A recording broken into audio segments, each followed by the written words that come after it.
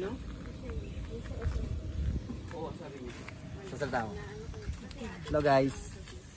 So nandito yung team 1PH ng Signal Channel 1. So ipipicture tayo sa masaganang buhay with Sir Mer Layson. Makakasama po natin ngayong umaga si Raymond Guevara, owner ng RJ's Farm. Dito po yan sa Arayat, Pampanga. Raymond, kumusta ka? Anong pinag-aabalan mo yun? Magandang umaga Sir Mer. Yes. So ang pinag-aabalan natin ngayon ay dito sa farm. Everyday na ginagawa natin sa farm yung mga routine, daily routine. Yes.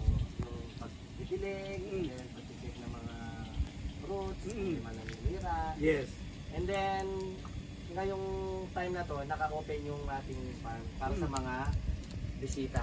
So, open yung farm natin sa mga visitors, sa mga nag-pick and pay. Pick and pay. So kaya kapag kumuha siya, kikiloyin ninyo at babayaran. Yes sir. Bali dito, ang ano natin, ang main feature natin dito ay mulberry na per cup ang ating pick and pay. Ayun, gaano po kalawak itong ating farm, Sir Raymond? So all in all, ang ating farm ay 2.1 hectares. 2.1, laki! Okay, oh. Subdivided siya ng iba't ibang tanim. Meron tayong mamaya makikita natin na mulberry. Yes. Grapes, meron tayong mga sili, vegetables, and rice field din. Yes po. Kailan po kayo? 2, 1, let's go! Nagbabalik ang masaganang buhay.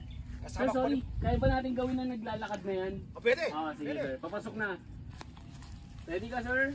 Rolling. Rolling ako Sir Mary, 3, 2, 1, go! Nagbabalik ang masaganang buhay. Kasama ko pa rin po si Sir Raymond. Cardi. Sige lang. Rolling ako Sir Mer in 3, 2, 1, go! Nagbabalik ang masaganang buhay. Kasama ko pa rin po si Sir Raymond at ngayon itutur tayo dito po sa kanyang napakagandang farm. At ang bubungad po dito sa atin ay ito kanyang magandang taniman ng strawberry at ubas. Tingnan nga natin. Sir, Mulberry yan. mulberry sir. Ano ba sasabi mo? Strawberry sir. Aha! Very okay. Sir, naglalakad lang Sir Mer. Lalakad. Naglalakad tapos pag may pag-uusapan na hinto na tayo. Sige po. Okay? Wag lang po magmamadali. Ready ka Sir Mer? Rolling ka Pops? Rolling. Rolling ako Sir in 3, 2, 1, go! Ito po yung taniman ng mulberry ni Sir Raymond. Ano?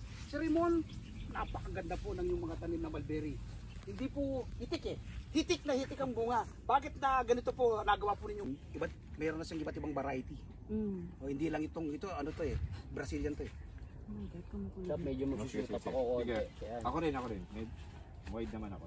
Sir, siguro ko kaya nyo 2 steps pabalik tapos Okay. on action lakad kayo papunta Okay, dyan. sige. Sige. Ready ka Papa? Okay, rolling. Rolling ako Sir Mer in 3, 2, 1, go! Dito naman po kami sa taniman ng ubas ni Sir Raymond. Sir Raymond, napakaganda ng buwig ng 6 to 8 months yan, pwede na siyang Pwede na. Depende Okay. sa kung maganda yung pag-aalaga mo. Yes, so meron po bang sukat yan kung gaano kalawak yung allowance nila pag ikaw nagtatanim? Yung pagtatanim kasi ng grapes, depende sa laki ng lupa. Same po na kanina sir. Sige lang. Diyan naman sila mamaya itong background yan Oo, mamaya. Sa extra Sa daw yan. extra yan. Ready ka Pops? Alright, Sige. rolling. Ready ako Sir Mer in 3, 2, 1, let's go!